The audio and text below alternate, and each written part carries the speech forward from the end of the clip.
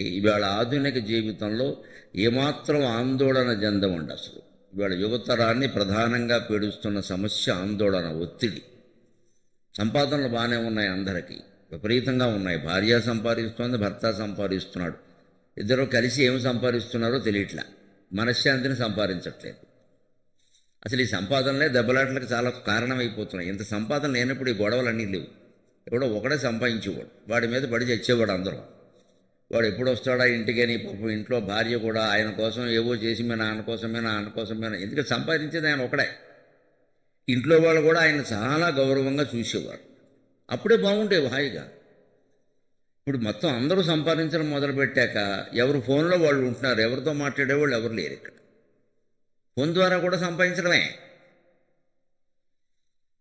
అంటే మనం ఇంత సాహిత్యం మనకు ఉన్నప్పటికీ 1000 ఏళ్లకు పైగా సాహిత్యం నన్నయ్య గారి నుంచే మనకున్నప్పటికీ కొన్ని వేల ఏళ్ల సాహిత్యం, ఎన్ని వేల ఏళ్ళలో చెప్పలేనంత సంస్కృత సాహిత్యం వాల్మీకి రామాయణం నుంచి నిన్న మొన్నటి పుల్లెల శ్రీరామచంద్రుడు గారి సాహిత్యం వరకు మనకు ఉన్నప్పటికీ మన బతుకులు ఎందుకు బాగుపడడం లేదు? మన జీవితాల్లోంచి ఆందోళన ఎందుకు తొలగిపోవడం లేదు? మనకెవరికి సంపాదనకి లోట్లేదు. ఆరోగ్యం బాగుందా? ఇదివరకు 70 ఏళ్ల వాళ్ళకి ఆరోగ్యం బాగుండేది కాదు, ఇప్పుడు 25 ఏళ్ల వాళ్ళకే ఆరోగ్యం బాగుంటుంది. ఎందుకంటే మానసికమైన ఒత్తిడి బాగా పెరిగింది. పూర్వపు తరానికి, ఒక 70 ఏళ్ళు దాటిన వాళ్ళ తరానికి ఈ తరానికి ప్రధానమైన భేదం ఏమిటో యువతరం తెలుసుకుంటే మంచిది. పూర్వం శరీరాన్ని ఎక్కువ శ్రమ పెట్టేవారు, మనస్సును విశ్రాంతిగా ఉంచేవారు. మనస్సును ఆలోచించనిచ్చేవాళ్ళు కాదు పూర్వం. ఇప్పుడు వాళ్ళకి ఏమైనా ఆలోచించాలనిపిస్తే వినవే పార్వతీ శంకరుని ప్రియసాతి అని అధ్యాత్మ రామాయణం అందుకునేవాడు.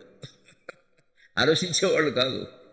మనస్సుకు విశ్రాంతినిచ్చారు వాళ్ళు. శరీరాన్ని శ్రమ పెట్టారు, నీళ్లు తోడారు, ఇల్లు ఊడ్చారు, ముగ్గులు వేశారు, రోట్లో పెట్టి రుబ్బారు. మనుషుల్ని రుబ్బారు, పదార్థాలని రుబ్బారు, అది వేరే విషయం. సందర్భాన్ని బట్టి రుబ్బగలిగా నేను రుబ్బారు. గోరింటాకు కావాలంటే అప్పుడు రుబ్బితేనే వచ్చేది. ఇప్పుడు ఏం అక్కల కోన్ అంటాడు ఎవడో, కోన్ ఎవడో కోన్ అంతే. అది ఎప్పుడదో క్రీస్తు పూర్వం గోరింటాకు, అది మనం పెట్టుకుంటాం. వీళ్ళన్నీ కుళ్ళిపోతాయి. దాని మీద ఎక్స్పైరీ డేట్ ఉండదు, ఉన్నా అది నిజం కాదు. అది ఎవడో ఎక్స్పైర్ అయిపోయిన వాడు ఒకడు వేసాడు అంత దాన్ని పెట్టి, ఒకడే ఎక్స్పైర్ అయిపోయాడు, వాడు డేట్ వేస్తాడు. ఈ కర్మ. ఎందుకంటే శారీరక శ్రమ లేదు. కానీ ఇవాళ యువతరంలో ఒక విశేషం ఏమిటంటే మంచో చెడ్డో తెలియదు, మనస్సును విపరీతంగా శ్రమ పడుతుంది.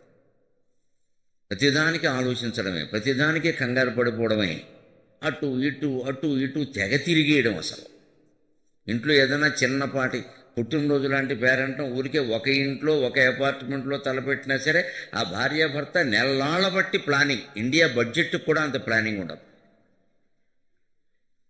నిర్మలా సీతారామన్ 10 నిమిషాల్లో బడ్జెట్ తయారు చేసి అక్కడ బారేస్తుంది. మనకల్లా కుదరదు, నెలలాళ్ళ బట్టి. ఇంత చేస్తే ఈ బొట్టిగాడికి ఏడాది వయస్సు లేదు. అది పుట్టినరోజో పెళ్లి రోజో శోభనం రోజో వాడికి తెలియదు. అంత హడావుడి చేసేసి అప్పటి నుంచి ఆర్డర్లు ఇచ్చేసి బుక్ చేసేసి నానా గొడవ చేశాక చివరికి పుట్టినరోజు సమయానికి అక్షంతలు ఉండవు అక్కడ. ఇంకెన్ని ఉంటే ఉపయోగం ఏముంది? అక్షంతలు ఏంటంటే నీకు చెప్పాను కదా అని భర్త, నువ్వు చేవకూడదా అని భార్య. అయిపోయింది ఇక్కడ. ఒకరి నెత్తి మీద ఒకరు అక్షంతలు వేసారు. ఇది ఎందుకు వస్తుంది? ప్రణాళిక లేకపోవడం వల్ల వస్తుంది. పనులు జరగాలంటే నాలిక ఉంటే సరిపోదు, ప్రణాళిక ఉండాలి. దాన్ని పొద్దున్నుంచే సాయంత్రం ఏదైనా ఒక పని అనుకున్నాము అంటే దానికి వీలైనంత ముందు నుంచి వేసుకోవాలి, కాగితమే వేసుకోవాలి. చెక్ లిస్ట్ అంటారు, చూసుకోవాలి అన్నీ అయ్యాయి లేదా, చిన్నది కూడా వేసుకోవాలి. అప్పుడు ఏమీ తొట్టుపాటు లేకుండా నడుస్తుంది. ఈ ఆందోళనకి స్వస్తి పలకడానికి ఈవేళ మనం భర్తృహరి సుభాషితాల్లో నీతి శతకం ఆధారంగా మనిషి ఎలా జీవిస్తే ఆందోళన రహితంగా ఉంటాడు, అనారోగ్యం లేకుండా ఉంటాడు అనేది మనం గ్రహిస్తాం. అందుకని సుభాషితాల్లో ఉండేటువంటి పద్యాలు, శ్లోకాలు మనం తెలుసుకుంటే ఆ సాహిత్యం ద్వారా మన జీవితాన్ని మనం పునర్నిర్మాణం చేసుకుంటాం. మనస్సుకు విశ్రాంతి ఎక్కువ ఇవ్వాలి. ఎప్పుడు ఆరోగ్యం బాగుండాలంటే శరీరాన్ని శ్రమ పెట్టాలి. అది ఆధునిక తరం కనుక అలవాటు చేసుకుంటే ఏ అనారోగ్యము ఉండదు. నిజం చెప్పాలి. దానికి అనుగుణమైన గొప్ప సాహిత్యాన్ని మనకు అందించిన మహానుభావుడు భర్తృహరి. ఆయన క్రీస్తుపురం 1వ శతాబ్దం వాడు అని చెబుతారు. విక్రమాదిత్యుడని ఒక రాజుగారు ఉండేవాడు. ఆయన మంత్రి భట్టి, అందుకే భట్టి విక్రమార్కుడు అంటారు.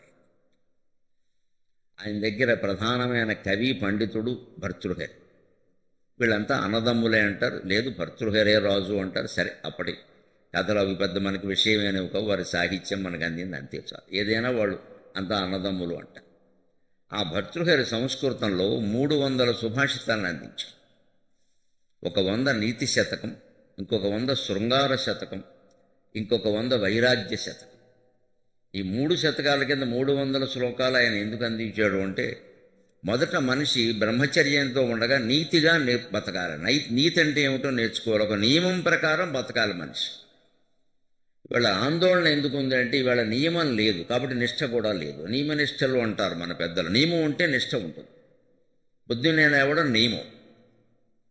నిష్ఠ అంటే ఏమిటి? భక్తిగా భగవంతుడిని ఆరాధించడం. నియమం లేకపోతే నిష్ఠ రాదు. నియమం లేకపోయినా నిష్ఠగా ఉండడం బాగా అలవాటు మీద పెద్దవాళ్ళకి సాధ్యం కావచ్చు, కానీ అందరికీ సాధ్యం కాదు. నిష్ఠ కుదరాలంటే నియమం ఉండాలి. భగవంతుని మీద మనస్సు లగ్నం కావాలంటే ముందు శరీరం శుభ్రంగా ఉండాలి. స్నానం చేయాలి, ఉతికిన బట్టలు కట్టుకోవాలి. పట్టుబట్టే అని ఏం లేదు అక్కడ. అది ఎక్కడ జారిపోతుందో అని మనం పట్టు కూర్చుంటే సంధ్యావందనం ఎక్కడ నడుస్తుంది? మనకి ఏది వీలైతే ఏది ఉతికిన బట్ట ఉంటే చాలు, శుభ్రమైన బట్ట. ఎందుకని మనస్సు లగ్నం కావాలంటే శరీరం శుభ్రంగా ఉండాలి. ఇది నియమం. కానీ ఇవన్నీ ఉన్నంత మాత్రం లగ్నం అవుతుందని ఏం లేదు. మనస్సు మనస్సే, దాన్ని ప్రత్యేకం పర్యవేక్షేత నరశ్చారిత్రమాత్మనః అని వ్యాసుడు భారతంలో చెప్పినట్టుగా ప్రతి మనిషి తన మనస్సును నిరంతరం పర్యవేక్షించుకుంటూ ఉండాలి. నిఘా విభాగం ఎప్పుడు మనస్సు మీద సీసీ కెమెరా ఉండాలి. మన మనస్సు మీద మనం ఎవరి మనస్సు మీద పెడతాం, ఎవరి చర్యల మీద సీసీ కెమెరా పెడతాం, మన మీద మనం పెట్టుకోం. అందుకే వాళ్ళు పాడవుతారు, మనం పాడవుతాం. నీ మీద పెట్టుకో ఆ కెమెరా, వారి మీద ఎందుకు? నీ మనస్సు ఏం ఆలోచిస్తుందో పెట్టుకో. మంచి ఏమిటో చెడ్డ ఏమిటో నీకే తెలుస్తుంది. మంచి ఏదో చేయి, చెడ్డ ఏదో మానేయి. ఆ మంచి చేసి చెడ్డ మానేసి ఆందోళనారహితమైన జీవితాన్ని గడపడమే భర్తృహరి సుభాషితాల రచన ఉద్దేశం. దాన్ని మనకు తెలుగులో ఏనుగు లక్ష్మణ కవి అని అద్భుతమైన తెలుగు పద్యాల్లో అందించాడు. ఆయన నిజానికి పైడిమర్రి లక్ష్మణ కవి. ఆయన ఇంటి పేరు ఏనుగు కాదు, పైడిమర్రి లక్ష్మణ కవి. ఆయన సిద్దిపేటకు చెందినవాడు, తెలంగాణలో సిద్దిపేటకు చెందినవాడు. నిజానికి వారి పూర్వుల కాలంలోనే వారు గోదావరి జిల్లాలకి వెళ్ళారు వలస. అక్కడ పెద్దాపురం మహారాణి గారు వారిని ఏనుగు మీద ఊరేగించారు. వారు ఏదో 500-600 ఏళ్ల క్రితం, ఎప్పుడు 700-800 ఏళ్ల క్రితం ఏనుగు మీద ఊరేగింపు అనేది చాలా గొప్ప విషయం కాబట్టి వారి ఇంటి పేరు ఏనుగు అయిపోయింది. అక్కడి నుంచి ఏనుగు లక్ష్మణ కవి అనడం మొదలుపెట్టారు. సరే కానీ మీరు ఏమని ఎదురికాడు. ఆ ఏనుగు లక్ష్మణ కవి, పుష్పగిరి తిమ్మన, యలకూచి బాలసరస్వతి, వీరు ముగ్గురు ప్రముఖులు. ఇంకా కొంతమంది భర్తృహరి సుభాషితాలని తెలుగు పద్యాల్లోకి అనువాదం చేసి, కానీ ఏనుగు లక్ష్మణ కవి పద్యాలు బాగా ప్రాచుర్యంలో ఉన్నాయి. మనం ఇవాళ ఎందుకని మనకున్న సమయంలో భర్తృహరి శ్లోకాలు వీలైనని, అలాగే కొన్నింటికి ఎక్కడ పద్యం బాగుంటే ఆ పద్యం లేదా శ్లోకం బాగుంటే శ్లోకం చెప్పుకుంటూ మొత్తం మీద ఇక్కడ హాజరైన వాళ్లే కాకుండా ఇక్కడ రికార్డ్ అయి ప్రపంచమంతా ప్రసారం అవుతోంది. ప్రపంచంలో మన రాష్ట్రాల్లో కానీ ఇతర రాష్ట్రాల్లో కానీ ప్రపంచమంతా ఇతర దేశాల్లో కానీ 12 కోట్ల మంది తెలుగువాళ్ళు ఉన్నారు సుమారుగా అని తెలుస్తుంది. ఈవేళ భగవంతుడు నాకు అప్పగించిన బాధ్యత, నాకు పట్టిన యోగం కూడా ఏమిటంటే 12 కోట్ల మందిలో 75% మంది నా ప్రవచనాలు వింటున్నారు. 12 కోట్ల మందిలో 8 కోట్ల మంది ఇంకా పైనే వింటున్నారు. నిజం చెప్పాలి, ఈ 15 ఏళ్ల లోపు చిన్నపిల్లలు లేకపోతే స్వర్గస్థులైన వాళ్ళు వినడం లేదేమో, కానీ వాళ్ళు కూడా విన్నాకే అయ్యారు. అందరూ అన్ని వర్గాల వారు వింటున్నారు. ఈవేళ నా మీద పెద్ద బాధ్యత ఉంది అనిపించింది నిజానికి. అందుకని నేను పెట్టుకున్న నియమం ఏమిటంటే, మాట్లాడిన అంశం మీద మళ్ళీ మాట్లాడకుండా ప్రాచీన సాహిత్యంలో ఉండేటువంటి అనేక విషయాలు, నన్నయ్య గారి నుంచి నా వరకు ఉండేటువంటి సాహిత్యం, వాల్మీకి మహర్షి నుంచి మన పుల్లెల రామచంద్రుడు గారి వరకు ఉండేటువంటి సాహిత్యంలో అపూర్వమైన విషయాలు మాట్లాడింది మాట్లాడకుండా, ఏదో కొంతమందికి జమీందారీ స్త్రీలకు అంటూ ఉంటారు, ఆవిడ కట్టిన చీర కట్టదండి. అలాగే నాకు నియమం ఏంటంటే, మాట్లాడిన విషయం మళ్ళీ మాట్లాడద్దు. కొత్త విషయాలు ఎలా వస్తాయి బయటికి, అస్తమానదే మాట్లాడుతూ ఉంటాయి. చెప్పిన పద్యం చెప్పొద్దు, మాట్లాడిన విషయం మళ్ళీ మాట్లాడద్దు. ఇప్పుడు ఏదో మంచి పద్యం ఉంటే ఒకసారి చెప్పినా ఇదివరకు చెప్పినంత వివరంగా చెప్పొద్దు, కొత్త పద్యం చెప్పాలి. అలాగే కొత్త అంశం.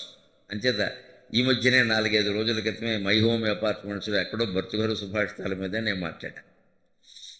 అక్కడ కొన్ని వేరే అయ్యాయి. అక్కడ ఏది మళ్ళీ పునరావృత్తి లేకుండా మళ్ళీ కొత్తవి తీసుకుని ప్రతి పద్యము అందులో ఉపయోగపడేదే కాబట్టి మన జీవితానికి వాటిని ఎలా ఉపయోగించుకోవాలో తెలుసుకుందాం. జీవుడికి దేవుడికి తేడా ఏమిటి అని అద్వైత సిద్ధాంతం పెద్ద చర్చ జరిగింది. జీవుడు దేవుడు ఒకటే, నిజానికి రెండు కాదు. దేవుడే జీవుడి కింద కనపడుతున్నాడు. జీవుడు నిజానికి ఆభాస, ఉన్నది దేవుడే. ఇంతమంది రూపంలోనే ఇక్కడ ఉన్నది, ఇక్కడ మాట్లాడుతున్నది, అక్కడ దీపం రూపంలో వెలుగుతున్నది కూడా ఒకే ఒక శక్తి, ఒకే ఒక శక్తి. అదే స్త్రీ రూపం, అదే పుంరూపం, అదే జడ రూపం, అదే చైతన్య రూపం, అన్నీ అదే. కానీ మన శరీరాల్లో మనం ఉంటే మనం జీవుడు అంటున్నాం, ఊళ్ళో ఉంటే దేవుడు అంటున్నాం. ఏమిటా దేవుడికి జీవుడికి తేడా? జీవుడు ఎలా దేవుడు అవుతాడు అంటే తెలివి ఒక్కటే తేడా అన్నారు వేదాంతం. తెలియడమే దైవత్వం, తెలియకపోవడమే జీవత్వం. ఏది తెలియాలి? అంతా ఒక్కటే అని తెలియాలి. అంతకంటే అంతా ఒక్కటే అని తెలపడానికి ఇంత కష్టపడాల్సిందేముంది? అంతా ఒక్కటే అనుకుంటే అనుకున్నంత మాత్రాన సరిపోదు. ఇక్కడ అంతా ఒక్కటే అనుకుంటే మనకి అనేక రకాల భేదాలు ఎందుకున్నాయి? ఆడాళ్ళు మగాళ్ళు అనే భేదాలు ఎందుకున్నాయి? రకరకాల కులాలు ఎందుకున్నాయి? మతాలు ఎందుకున్నాయి? ప్రాంతాలు ఎందుకున్నాయి? వీరు అందంగా ఉన్నారు, వారు అందంగా లేరు. వీరికి ఐశ్వర్యం ఉంది, వారికి ఐశ్వర్యం లేదు. వీరికి చదువు ఉంది, వీరికి చదువు లేదు. వీరు పొట్టిగా ఉన్నారు, వారు పొడుగ్గా ఉన్నారు. ఇవన్నీ భేదాలు ఎందుకున్నాయి? మరి ఈ భేదాలన్నీ తీసేసి అందరినీ ఒక్కటే చేయడం సాధ్యమా? సాధ్యం కాదు. పొడుగ్గా ఉన్నవాడు నువ్వు పొట్టిగాను చేయలేవు. పొట్టుగా ఉన్నవాడు సాగతీస్తే ప్రాణం పోతుంది, వాడు పొడుగవడు. అది కాదు చేయవలసింది. పొట్టిగా ఉన్నా, పొడుగ్గా ఉన్నా, అందంగా ఉన్నా లేకపోయినా, ఐశ్వర్యం ఉన్నా లేకపోయినా అతన్ని ఎలా చూడాలో అలా చూస్తే అంతా ఒక్కటే అని మనం గ్రహించినట్టే లెక్క. ఇంత కార్యక్రమం జరుగుతుందంటే ఇక్కడ ఒక్కళ్ళే మాట్లాడతారు, అందరూ మాట్లాడరు కదా. అంటే మాట్లాడేవాడు మాట్లాడాలి. మిగిలిన వాళ్ళు కార్యకర్తలు మాట్లాడుతున్నా సరే ఏర్పాటు చేస్తూనే ఉండాలి చేయడానికి. అందుకని కార్యకర్తల పని కార్యకర్తలదే. వాళ్ళు ఒప్పుకున్న వాళ్ళు ఏం చేయాలంటే ముగింపు సమయానికి ఒక పావు గంట అరగంట ముందే అక్కడ ఏర్పాటు చేసేసుకుని ఉండాలి. అయినా అంతా ఒక్కటే. ఇక్కడ జరుగుతున్న కార్యక్రమం అంతా దానికోసం. అందుకని అంతా ఒక్కటే అంటే అందరినీ సమానంగా చూడడం అంటే అర్థం ఏంటి? ఎవరిని ఎలా చూడాలో అలా చూడడం, అదే సమానం. నౌకర్ని నౌకర్లాగే చూడాలి, నౌకర్ని యజమానిలా చూడకూడదు. వాడు పనిచేయడు. ఇంకా యజమాని నౌకరు సమానం అంటే యజమాని ఆయన జీతం ఇస్తున్నాడు, ఆయన పుచ్చుకుంటాడు, ఈయన చెప్పాలి, ఆయన చేయాలి. ఆయన చెప్పి ఈయన చేస్తే అలాగా. కానీ ఆకలి ఇస్తే యజమాని ఆకలి, నౌకరు ఆకలి ఒకటే. వాళ్ళ బిడ్డలకు అనారోగ్యం చేస్తే యజమాని బాధ, నౌకరు బాధ ఒక్కటే. అంతిమంగా నేను దేవుణ్ణి అని తెలుసుకోవాలంటే యజమానికి ఒకటే మార్గం, నౌకరికి ఒకటే మార్గం. అందులో తేడా. మనకు కొన్ని ప్రాథమికమైన విషయాల్లో మనం అంతా ఒక్కటే. మానవులు అంటే అంతా ఒక్కటే కదా. మనుషుల్లో అనేక భేదాలు ఉంటాయి. ఈ అంతా ఒక్కటే అనేది భౌతికంగా భేదాలు కనపడుతున్నప్పటికీ ఉపాధికి, శరీరానికి అతీతంగా ఆలోచిస్తే భేదరహితంగా చూసుకోవడం ఉందే, అది జ్ఞానం. అదే అంతా ఒక్కటే. ఆ జ్ఞానం పొందడం చాలా కష్టం. ఎంత కష్టమో మొట్టమొదట్లోనే సుభాషితాల్లో చెబుతున్నాడు భర్తృహరి. దాన్ని ఏనుగు లక్ష్మణ కవి చక్కగా అనువాదం చేసి పద్యం రాశాడు. తెలివి యొకింతలేని ఎడ, తెలివి యొకింతలేని ఎడ, దృప్తుడనై కరిభంగి సర్వముందెలిసి తినంచు, గర్వితమతిన్ వికరించితి తొల్లి తెలివి యొకింతలేని ఎడ, దృప్తుడనై కరిభంగి సర్వమున్ తెలిసి తినంచు, గర్వితమతిన్ వికరించితి తొల్లి. ఇప్పుడు ఉజ్వలమతులైన పండితుల సన్నిధిని ఇంచుక బోధశాలినై, ఇప్పుడు ఉజ్వలమతులైన పండితుల సన్నిధిని ఇంచుక బోధశాలినై, తెలియని వాడనంచెరిగితిన్, తెలియని వాడనంచెరిగితిన్, గతమయ్య నితాంత గర్వమున్, గతమయ్య నితాంత గర్వమున్. మాకు తెలుసు అనుకునే వాళ్ళంతా తెలుసుకోవలసిన మాట ఇది. ఏది తెలుసు? ఎంతవరకు తెలుసు? మనకు తెలుసు అన్నదే తెలివా? అంతకు మించి ఏం లేదా? మీరు వేదాంతం చూసినా, భౌతికమైన విజ్ఞానం చూసినా ఒకరు చెప్పిన దాన్ని ఇంకొకరు ఖండించారు. ఒకరు చెప్పిన దాన్ని ఇంకొకరు ఖండించారు. న్యూటన్ చెప్పిన అన్ని సూత్రాలు ఐన్స్టీన్ ఒప్పుకోలేదు, కొన్ని కాదన్నాడు. ఐన్స్టీన్ చెప్పినవన్నీ స్టీఫెన్ హాకింగ్ గారు కొన్ని కాదన్నాడు. ఆయన గొప్పవాడే కానీ కొన్ని కుదరవు అన్నాడు. అంటే కాలంలో మార్పు వచ్చేసిందా? గ్రహాలు మారిపోయా? భౌతిక సిద్ధాంతాలు మారిపోయాయంటే దృష్టి భేదం. శంకరాచార్య చెప్పింది అదే, సృష్టిలో భేదం లేదు, నీ దృష్టిలో ఉంది తప్ప. సృష్టిలో ఎక్కడా భేదం లేదు, నీ దృష్టిలో ఉంది భేదం. మన దృష్టి అది. మీరు ఇక్కడ ఇంతమంది శ్రద్ధగా కూర్చొని వింటున్నారు, చిన్నపిల్లలు తిరుగుతున్నారు మధ్యలో, చూడండి, వాళ్ళకి ఏమనిపిస్తున్నారు? ఎవరన్నా పిలిచారని పని లేకుండా ఇక్కడ ఓ చంపేస్తున్నారు. ఇక్కడ మా అమ్మ నాకు కనపట్లేదు, మా నాన్న కనపట్లేదు. Where is my mummy and where is my daddy, who is this fellow? ఎందుకంటే వాళ్ళకి వాళ్ళ అమ్మా నాన్న దూరం చేసింది పాపాత్ముడు నేనే. అందుకని నేనేమన్నా కూర్చోబెట్టి ఏదో పెద్ద చేశారు ఇక్కడ, ఏంటిది మాకు ఆడుకుందుకు లేదు. వాళ్ళు ఎలా తప్పుపడతామండి? వాళ్ళ వయస్సుకు వాళ్ళకి ఏముంటుందంటే ఆడుకోవడమే జ్ఞానం. వాళ్ళలో ఉన్నది భగవత్ శక్తి. మీకేమనిపిస్తుంది వినేవాళ్ళకి? ఈ ఒక్కరోజు చంపేస్తున్నారు పట్టుకుని, రోజైనా మనశ్శాంతిగా ఉన్నవారు ఏది విన్నవారు? ఇక్కడ రోజు పిల్లలు గోల సంసారం ఇంకేం లేదా? ఇది దేంట్లో భేదం? ఇది పిల్లలకు ఆడుకోవాలని ఉండడం, మనకేదో వినాలని పనిచేయాలని ఉండడం. దేంట్లో భేదం? సృష్టిలో భేదం కాదు, దృష్టిలో భేదం. వారి వయస్సును బట్టి వారి దృష్టి ఎలా ఉంది, మీ వయస్సును బట్టి మీ దృష్టి ఎలా. ఇది గ్రహిస్తే చాలు, అంతకంటే పిల్లలకి పెద్దలకి భేదమే లేదు. ఇక్కడ మనం ఆ వయసులో ఉన్నప్పుడు అలాగే ఉన్నాం, వాళ్ళు మళ్ళీ మన వయసులోకి వస్తే అలాగే ఉంటారు. ఇది చాలు, అంతకంటే భేదం అక్కర్లేదు. ఇదే అంతా ఒక్కటే. అంటే ఉపాధిని బట్టి ఉండే చర్యలు ప్రతిచర్యలు ఉంటాయి, అభిప్రాయాల్లో భేదాలు ఉంటాయి, కానీ మౌలికంగా అంతా ఒకటే. అంచేత భౌతిక విజ్ఞానంలోనూ ఎప్పటికీ అంతు లేదండి. ఒకరు చెప్పిన ఒకరు కాదంటున్నారు, అవునంటున్నారు, ఇంకా పెద్ద దాన్ని విస్తృతం చేశారు చాలా. న్యూటన్ చెప్పిన దాన్ని ఐన్స్టీన్ చెప్పిన దాన్ని స్టీఫెన్ హాకింగ్, ఇంకా ఇటీవల భౌతిక శాస్త్రజ్ఞులు దాన్ని బాగా విస్తృతం చేశారు. ఖండించకపోయినా విస్తృతం చేశారు. విస్తృతం చేశారంటే పూర్వం దానికంటే ఎక్కువే కదా. ఒక ఆడియో ఉంది, దానికంటే బదులు వీడియో వచ్చింది, అందులో ఆడియో కూడా ఉంది, ఆడియోలో కూడా ఉంది. అంచేది వీడియో ఆడియో కంటే ఎక్కువే ఖచ్చితంగా. కానీ వీడియోకి ఆడియోకి ఒక తేడా ఉంది. వీడియో మనం చూస్తూ వినాలి, అదో కర్మ. ఆడియో చూడక్కర్లేదు, వింటూ పని చేసుకోవచ్చు, అదో సౌకర్యం. విషయం వినేదే కదా, నువ్వు చూసేదేముంది ఇక్కడ? ప్రవచనాలు వినాలి, మనిషిని చూడాల్సిన పనే ఉందండి. మరి ఆయన నవమన్మధుడా, నెత్తి మీద 4 వెంట్రుకలు లేవా, ఏం చూస్తావు నువ్వు ఇక్కడ? మాట వింటే సరిపోయా. కానీ మనకేమో ఆయన చూడాలి. చూడడం మంచిదే, ఆ మొదట్లో చూడు, వదిలే. ఈ వీడియో అవుతున్నంతసేపు చూస్తూ కూర్చొని అనుకో, కళ్ళు వచ్చిపోతాయి. అందుకే ప్రవచనాలు ఎప్పుడు చూస్తూ వినాల్సిన పనేం లేదండి. ఆడియో పెట్టేసుకుని శుభ్రంగా సౌండ్ వినపడుతూ ఉంటే, మన పనులు మనం చేసుకుంటూ ఉంటే దృష్టి దాని మీద ఉంది కదా, సరిపోతుంది. ఎప్పుడో ఒక సందర్భంలో అవసరమైనప్పుడు హావభావాల కోసం చూస్తే చూడొచ్చు. అంతకంటే ఇది నాటకమా సినిమాయా? ఒక మనిషేనా ఎంతసేపు? ఇందులో ఆడియో ఉంది, వీడియో ఉంది, కానీ ప్రయోజనం ప్రధానం ఆడియో. ఇదే అన్నీ ఒక్కటే అయినప్పటికీ ఎప్పుడు దేనికి ప్రాధాన్యం ఉంటుందో దానికి ఉంటుంది. అంటే తెలివి అనేదానికి పరిమితి లేదు. వేదాంతం విషయంలో కూడా వేదాలు పుట్టినప్పుడు వేదాంతం వేరు, ఈనాటి వేదాంతం వేరు. అనేక రకాలుగా మారుతూ వచ్చింది. వేదంలో చెప్పిన దాన్ని అంగీకరించిన వాళ్ళు ఉన్నారు, వ్యతిరేకించిన వాళ్ళు ఉన్నారు. ఎవరి కారణాలు వారుకున్నాయి. వేదం ప్రస్తావన లేకుండానే వేదం, శాస్త్రం, పురాణం సమస్తంలో ఏం చెప్పారో మొత్తం చెప్పాడు ఒక జిడ్డు కృష్ణమూర్తిగా.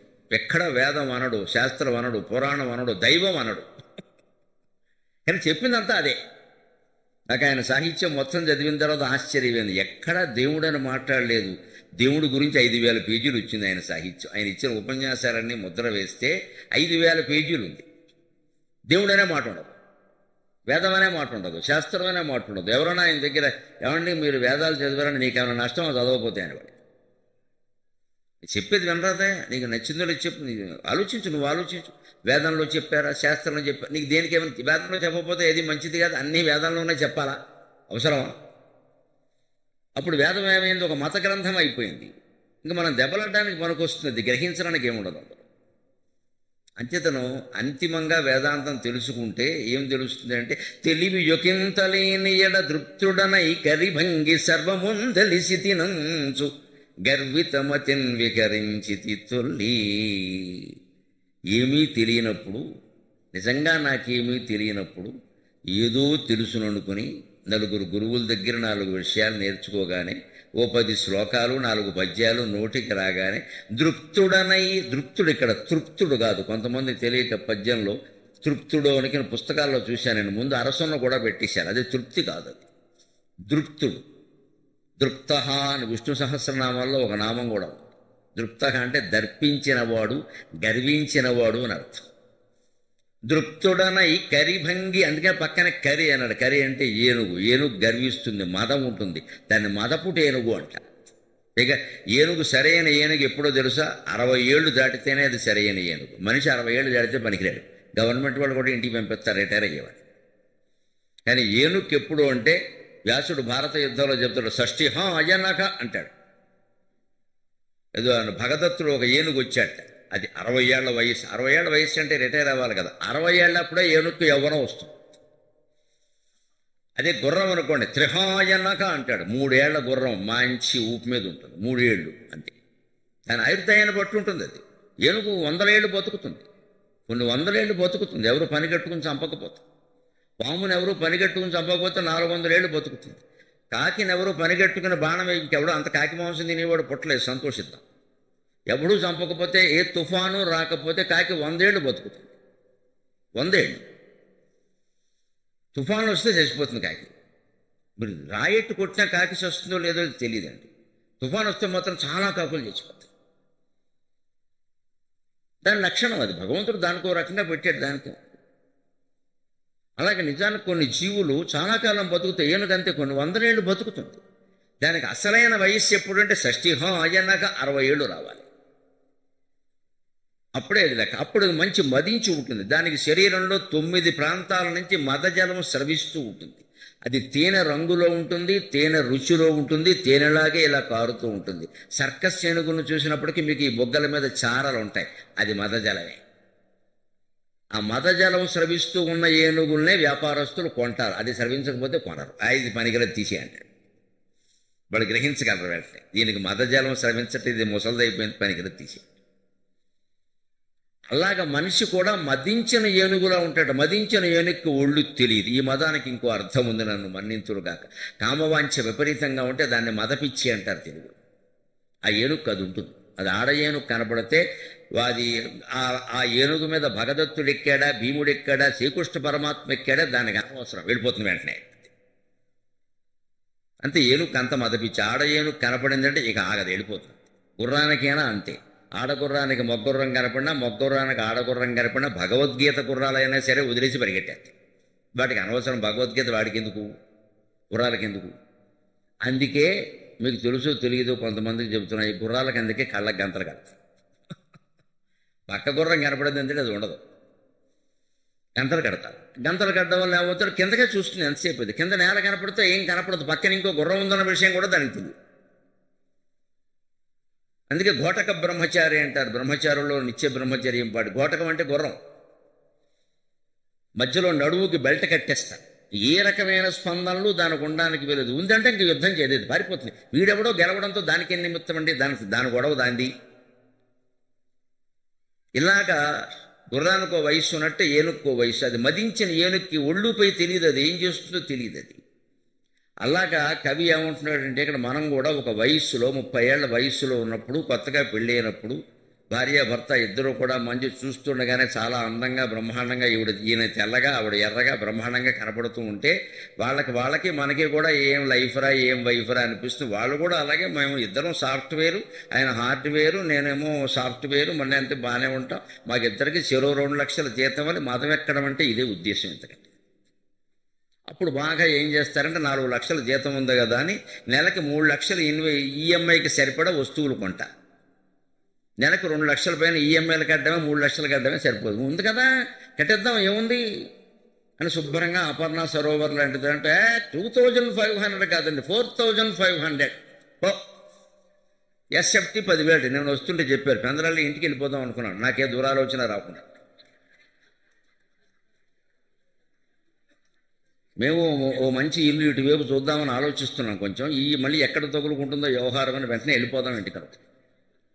అడుగు 10,000 బాబు, అడుగు 10,000, అడుగు ఎడితే 10,000. కానీ అడుగు పెడితే 10,000 అంటే ఇంకేం చేస్తాం. కొనేస్తామండి ఖచ్చితంగా. 2 కోట్లు 3 కోట్లు అడగగానే, ఎవరిని అడగగానే 3 crores 4 crores. ఇందులో నిజంగా ఈయన దగ్గర ఎంత డబ్బు ఉంది అంటే 25 లక్షలు కూడా లేవు. 2 కోట్లు ఇల్లు కొనేసాడు. అప్పు, ఈఎంఐ. ఇదే మదించి చేసే పనులంటే ఇవేనండి. తెలుసుకుందాం, నన్ను మన్నింతులు కాక నిక్కచ్చిగా మాట్లాడడం నాకు అలవాటు. నాకు అలా మాట్లాడబట్టే పద్మశ్రీ ఇచ్చారు. ఏం నిక్కచ్చి తేడమండి. మళ్ళీ పిలుస్తారు, పిలవకపోతే మరి మంచిది. ఇంట్లో కూర్చొని ఇద్దరు ఫిల్టర్ కాఫీ తాగుతూ కబుర్లు చెప్పుకుంటాం. కార్యక్రమం ఉంటే తప్ప కాఫీ ఇవ్వననేది కాదు. మా ఆవిడ ఎప్పుడూ ఇస్తూ ఉంటుంది. ఇబ్బందులు పోలేని సుఖంగా ఇద్దరం ఉన్నాం ఇంట్లో. నాకేంటి ఇబ్బంది? ఉన్న విషయం ఇది. మతం అంటే ఇదే. డబ్బు బాగా సంపాదించే రోజుల్లో ఊళ్ళు తెలియదండి మనకి. అనారోగ్యాలు రావండి, మానసికమైన ఒత్తిళ్ళు ఉండవా, ఎప్పుడు ఇదే కంపెనీలో ఉంటామా, ఎప్పుడు ఇదే జీతం ఉంటుందా, ఎప్పుడు ఇదే ఆరోగ్యం ఉంటుందా. కొంప తిరగబడితే, అట్టు తిరగేస్తే అప్పుడు ఈఎంఐలు ఎవడు కడతాడు? ఇదే తెలివికి తెలివి లేకపోవడానికి తేడా. మనం గ్రంథ జ్ఞానంలో కూడా, భౌతిక పరిజ్ఞానంలో కూడా కొన్ని పుస్తకాలు చదవాలి, కొన్ని మాటలు వినగానే మనకేదో తెలిసిపోయింది అనుకుంటాం. మనం ఇంకా పెద్దల కంటే గొప్పవాళ్ళం అనుకున్నట్టుగా మాట్లాడేస్తూ ఉంటాం. అదే చెబుతున్నాడు ఇక్కడ. తెలివి యొకింతలేని ఏడ దృప్తుడనై కరిభంగి సర్వమున్ తెలిసి తినంచు, సర్వమున్ తెలిసిత మంచు గర్వితమతిని విహరించితి తొల్లి. ఇదివరకు అన్నీ నాకే తెలుసును అనుకుని గర్వంతో తిరిగా. కానీ ఇప్పుడు ఉజ్వలమతులైన పండితుల సన్నిధిని. ఉజ్వలమతులు చాలా గొప్ప మాట. ఏనుగు లక్ష్మణకి వాడింది. ప్రకాశించే బుద్ధి కలిగిన వాడు అని అర్థం. మతి అంటే బుద్ధి. ఉజ్వలమతి అంటే ప్రకాశించే బుద్ధి. మన ఇంట్లో బల్బు ఉంది, వెలగట్లేదు. ఎందుకు? ఆ బల్బు పని లేక. వెలగనప్పుడు దాన్ని బాగు చేయించుకోవాలి, లేకపోతే తీసేసి ఇంకోటి పెట్టుకోవాలి. ఊరికి బల్బు ఉంది, అది 1000కే. ఎన్ని క్యాండిల్ అయితేనే వెలగట్లేదు కదా. కొంతమందికి బుద్ధి ఉంటుంది, అది పని చేయదు. ఇంకెందుకు బుద్ధి పని లేక. నాకు ఒకప్పుడు ఐఐటీలో ర్యాంక్ వచ్చిందంటాడు. ఇంట్లో కుళాయి బాగోపోతే ఏం చేయాలో ఈ పెద్ద మనిషికి తెలియదు. కనీసం పిలిపించడం కూడా తెలియదు. వాడు వచ్చేటప్పుడు ఇంట్లో ఉండాలని తెలియదు. వాడు వస్తాడు ఇంట్లోకి, వీడు ఉండడు ఇంట్లో. ఆవిడ నెత్తి మీద వాడు కొట్టి వాడు పట్టుకుపోతాడు. నేను ఇలా అనుకోవాలి. మన ఇంట్లో మనం లేకుండా పరాయివాడు ఎవడో వస్తున్నాడు అంటే తెలియనివాడు ఏదో చేస్తాడనే ఊహించాలి. మనం ఆయుధం పట్టుకుని సిద్ధంగా ఉండాలి. మొగాడు బాధ్యత. మొగాడు ఇంట్లో ఉన్నప్పుడే బయట వాళ్ళని పిలవాలి, లేని వాళ్ళని రానివ్వకూడదు. ఎంత మరమ్మతుకు వచ్చినా సరే, ఆక్వాఫ్రెష్ రిపేర్కి వచ్చినా సరే, ఎవడొచ్చినా సరే ఇంట్లో ఒక్కళ్ళు ఉండగా పిలవకూడదు. ప్రమాదాలు జరుగుతున్నాయి. హైదరాబాద్లో మరీ జరుగుతున్నాయి. ఒక్క దెబ్బ మీద ఒక్కడ కొడితే, మీరు ఎక్కడున్నారు? 16వ అంతస్తులో 1604లో ఉన్నారు. మీరు అరిచినా ఎవరికి వినపడదు. నాకు అర్థం కాదు. Security very the security. Gated కమ్యూనిటీలో సెక్యూరిటీ అంటే security is at the gate only, not in house. గేట్లో ఉంటుంది సెక్యూరిటీ. ఎందుకంటే 3 ఉంటారు డ్రెస్సులు వేసుకుని. అక్కడ మొత్తం మిలిటరీ వాళ్ళకంటే భయంకరంగా ఉంటుంది. పేర్లు వస్తూ ఉంటారు కూర్చుని అక్కడ వచ్చిన వాడు. ఎక్కడికి వెళ్ళావు, ఎవరు వెళ్ళారు. పేరుకి ఏముందమ్మా, తర్వాత ఏమైనా జరిగితే తెలుసుకోవడానికి ఉపయోగిస్తుంది. జరగకుండా నివారించగలవా నువ్వు? అదే నన్ను అడిగితే 5 ఉండేటువంటి అపార్ట్మెంట్లో ఉన్నాం అనుకోండి, అరిస్తే 5వ వాడికి కూడా వినపడుతుంది. వస్తాడు కనీసం అక్కడ. ఎందుకంటే 5 తెలుస్తారు కదా మనకి. ఎవరైనా తెలుస్తారు కదా, వస్తారు. కొన్ని రకాల సెక్యూరిటీని మనం ఊహిస్తాం, మనం భ్రమలో ఉంటాం. It's not security. అది నిజమైన సెక్యూరిటీ కాదు. మనం పిలిస్తే పలికేందుకు ఎదురుగా తలుపు తీస్తే అపార్ట్మెంట్ మనిషి ఉండాలి. పిల్లి గారు అనగానే రావాలి ఆవిడ, బాబాయ్ గారు అనగానే రావాలి, అమ్మాయి అనగానే రావాలి, అబ్బాయి అనగానే రావాలి. అది నిజమైన సెక్యూరిటీ. మీరు ఉండే చోటుకి వ్యతిరేకమైన మాట చెప్పినా స్పందించారు, సంతోషం. అది నిజాయితీ. మానవ సంబంధాలు మొత్తం దెబ్బతిన్నాక మనం 36వ అంతస్తులో ఉంటే ఎవడికి, గాల్లోకి లేచిపోతే ఎవడికి, అక్కడి నుంచి ఏదో కనపడింది, ఇక్కడి నుంచి ఏదో కనపడింది. ఇవన్నీ చాలా చిన్న విషయాలు. మన మనస్సులో భగవంతుడు కనపడినంత వరకు ఈ దృశ్యాలు ఎన్ని కనపడినా అవన్నీ అదృశ్యాల కింద లెక్క. వీటి వల్ల ఉపయోగం లేదు. ఆ మాత్రం దృశ్యం కావాలంటే ఓ పెయింటింగ్ గోడ మీద పెట్టుకుంటే కనపడుతూ ఉంటుంది, పెద్ద విషయం. ఇదంతా మన భ్రమ. ఇదే మతం అంటే. డబ్బు బాగా ఉన్నప్పుడు ఇవేం మనం గ్రహించలేమండి. అసలు మౌలికం ఏమిటి అని ఆలోచించము. పై వాటికి పడిపోతుంది. అందుకని ఆయన ఏమంటున్నాడంటే, నాకు నిజంగా ఏమి తెలివి లేనప్పుడు, ఏదో కొద్దిగా చదువుకున్నప్పుడు బాగా తెలుసును అనుకున్నాను. ఉజ్వలమతులు మతి వాళ్ళ బుద్ధి ప్రకాశించేటువంటి పండితులను వెలుగుతుంది. మనం మామూలుగా అంటే వాడికి లైట్ వెలగట్లా అంటే బుద్ధి పనిచేయట్లేదు. మా వాడికి లైట్ వెలగదండి అండి. లైట్ వెలకపోవడం, లైట్ ఉంది వెలుగుతుంది, బుద్ధి పనిచేయట్లేదు. మనకి మతి ఉంది అంటే అది పని చెయ్యాలి, సరైనప్పుడు స్ఫురించాలి. సరైనప్పుడు స్ఫురించినప్పుడు మతి దేనికి? ఆ సరైనప్పుడు స్ఫురించే సద్యస్ఫూర్తి కలిగిన వాడిని పండితుడు అంటారు. ఉజ్వలమతులైన పండితుల సన్నిధిని, అలాంటి నిత్యము ప్రకాశించేటువంటి బుద్ధి కలిగిన పండితుల సన్నిధిని ఎంచుక బోధశాలినై. కొంచెం వాళ్ళు చెప్పిన మాటలు 4 వినగానే నాకేమనిపించిందంటే, తెలియని వాడనై తిని గతమయ్య నితాంత గర్వమున్, తెలియని వాడనై మిగిలితిన్ గతమయ్య నితాంత గర్వమున్. వాళ్ళు చెప్పిన జ్ఞాన సంబంధమైన వాక్యాలు వింటే నాకేమీ తెలియదు అని అప్పుడు అర్థమైంది. అప్పుడు గతమయ్య నితాంత గర్వమున్, అంతవరకు ఏదో తెలుసును అనే గర్వం ఉందే, అది మొత్తం పోయింది. కోట్లు సంపాదించినా సరే ఒక గొప్ప అనారోగ్యం వచ్చిందనుకోండి, గుండెపోటు లాంటిది, ఆ కోట్లన్నీ అలాగే ఉండగానే మనం వెలవెల్లాడిపోయి చచ్చిపోతుంటే, కొడుకు అమెరికాలో, కూతురు ఆస్ట్రేలియాలో ఉంటే, భార్య ఎప్పుడే పుట్టింటికి వెళితే, లేదా భార్యకే గుండెపోటు వస్తే భర్త ఎక్కడో బిజినెస్ పని మీద తిరుగుతూ ఉంటే, ఈ కోట్లు దేనికండి? ఏం కాపాడుతాయి ఇవన్నీ? అప్పుడు మనకి ఏమనిపిస్తుందంటే, భగవంతుడు ఒక్కడే దిక్కు. అంత గుండె నొప్పిలో కూడా మనని కాపాడగలిగేవాడు ఒక్కడేనమ్మా. ఏకేన పత్రమపరేణ ఏకేన శంఖమపరేణ కరేణ శంఖం అన్యేన సింధుత నయామవలం యతిష్టన్ వామేతరేణ వరదాభయ పద్మచిహ్నం లక్ష్మీ నృసింహ మమ దేహి కరావలంబం. హే లక్ష్మీ నృసింహ మమ దేహి కరావలంబం. మనం ఎంత ఒంటరి వాళ్ళమైనా, ఎంత ఆపదలో ఉన్నా, ఎవరూ మన దగ్గర లేకపోయినా, మన దగ్గర రూపాయలు ఉన్నా లేకపోయినా మనల్ని కాపాడగలిగిన వాడు భగవంతుడు ఒక్కడే. ఆ భగవంతుడు నీ గుండెల్లో ఉన్నాడు, నువ్వు గుళ్ళోకి కూడా వెళ్ళక్కర్లేదు. ఆ గుండెల్లో ఉండేటువంటి భగవంతుడిని తెలుసుకోనంతకాలం ఎన్ని గ్రంథాలు చదివినా, ఎన్ని భౌతిక శాస్త్రాలు చదివినా, ఎన్ని నైతిక శాస్త్రాలు చదివినా దండగే. అదే తెలివి. ఇక్కడ చెబుతున్నది, భర్తృగారు చెబుతున్నది ఏమిటంటే, ఆ తెలివి వచ్చిన తర్వాత మిగిలిన తెలివి అంతా దండగే కదా. అందుకే నాకు ఇప్పుడు అర్థమైంది, నేనేమీ తెలియని వాడిని, భౌతిక ప్రపంచం గురించి నాకేమీ తెలియదు, భగవంతుడి గురించి నాకు తెలుసు, చాలు, ఇంకేం తెలియాల్సిన పని. అంచేతనే కృష్ణమూర్తి గారు కూడా ఓ మాట చెబుతాడు, తెలియాలి అంటే తెలిసిందాన్ని వదిలేయాలంటాడు. కొత్తదేమన్నా తెలియాలంటే నీకు ఇదివరకు తెలుసున్నదంతా వదిలే అంటాడు. మామూలుగా పాఠాలు చెప్పేటప్పుడు ఏమంటారంటే, నోన్ టు అన్నోన్ అని చెప్తారు. తెలిసిన దాని నుంచి తెలియని దాన్ని తెలియచేలా చేస్తారు.